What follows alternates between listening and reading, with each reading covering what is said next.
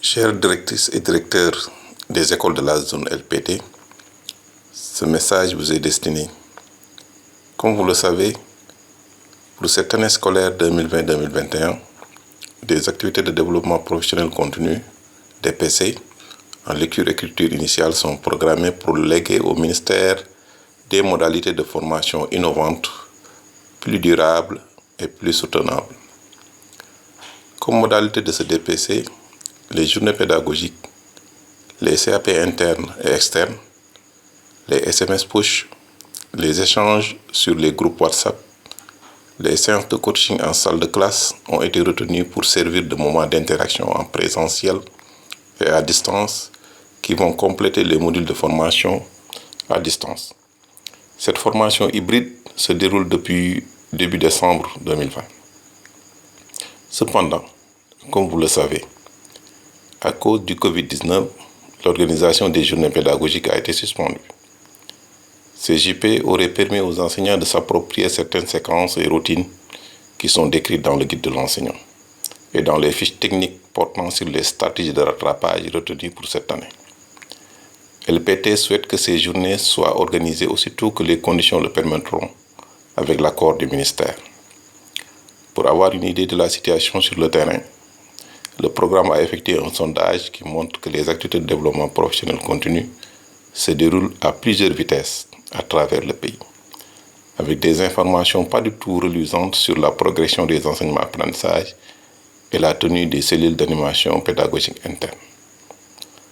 Face à une pareille situation, nous pensons qu'il nous revient de partager avec vous certaines dispositions qui nous paraissent urgentes.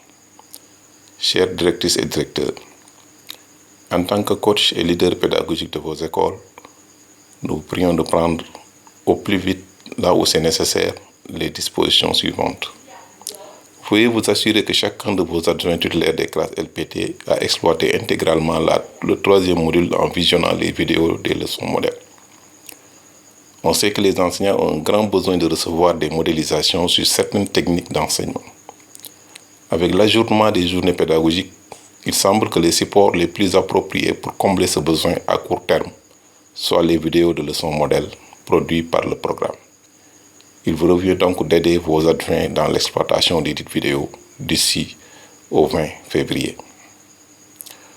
Vous voudrez bien aussi vérifier que vos adjoints titulaires des classes de CP et C1 ont reçu et ont bien compris les contenus des fiches techniques et qu'ils suivent correctement la progression prescrite pour le rattrapage.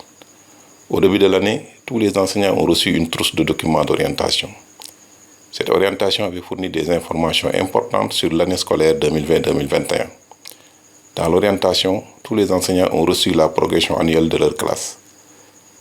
Ils devraient être encouragés à utiliser les dites progressions pour organiser leur enseignement. Les enseignants du CP et du C1 doivent accorder une attention particulière à leur progression qui a été alignée sur la stratégie de rattrapage, permettant de résorber le temps d'enseignement perdu l'année dernière en raison du Covid. Veuillez vous assurer également que vos adjoints titulaires des classes LPT ont exploité intégralement les 2 premiers modules FAD. Ces 2 premiers modules expliquent les routines d'enseignement essentielles pour chaque cours. Ces informations sont extrêmement importantes puisqu'elles aident les enseignants à bâtir les fondements de la lecture dès le début du programme et tout au long de l'année scolaire. Nous voudrions vous demander enfin de vous engager et d'engager vos adjoints dans l'organisation et la participation aux cellules d'animation pédagogique. Il s'agira d'organiser la 3e cellule d'animation pédagogique interne qui se tiendra le 3 mars 2021 à la suite de l'exploitation du 3e module, donc après que les enseignants ont visionné les vidéos des leçons modèles. La cellule d'animation pédagogique interne portera sur les techniques d'enseignement de l'heure du compte. Il s'agira en outre de participer à la première CAP, donc cellule d'animation pédagogique externe, qui a été rapprochée et doit se tenir au cours de ce mois de février et doit porter sur la remédiation ciblée appliquée aux techniques de combinatoire. Une note d'orientation vous a été d'ailleurs envoyée pour vous aider à mieux l'organiser. Comme vous le voyez, chers directeurs, nous comptons énormément sur vous pour redynamiser la mise en œuvre du DPC multimodal à l'échelle de votre école et de votre zone pédagogique. Avec le professionnalisme, la compétence et l'engagement dont vous avez toujours fait montre, nous n'avons aucun doute que ce défi sera relevé avec brio au grand bénéfice des élèves. Mesdames et messieurs les directeurs et directrices, nous vous remercions de votre écoute attentive et vous souhaitons une bonne continuation. Merci.